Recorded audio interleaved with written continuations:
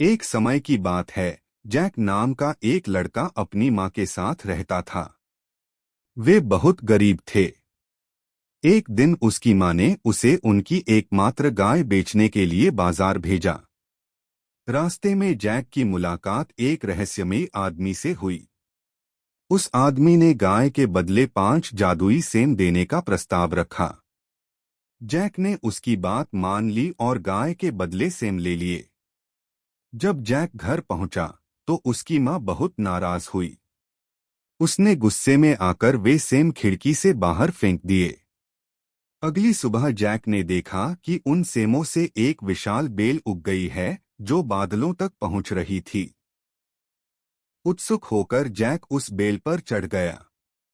बादलों के ऊपर उसे एक विशाल महल मिला जहां एक डरावना दैत्य रहता था।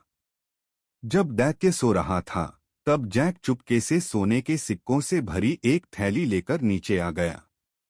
कुछ समय तक उन सिक्कों से उनका गुजारा चलता रहा, लेकिन जल्द ही सारा सोना खत्म हो गया।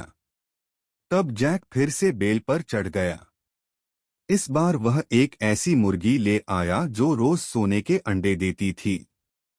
दैत्य जाग गया और उसका पीछा करने लगा, लेकिन जैक बचकर घर पहुंच गया।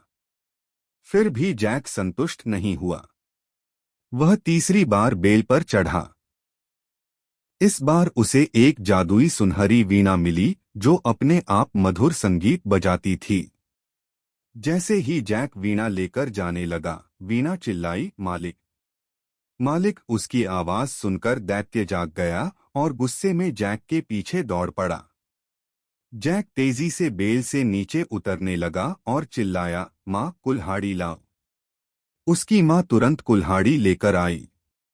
जैसे ही जैक नीचे पहुंचा, उसने बेल को काटना शुरू कर दिया।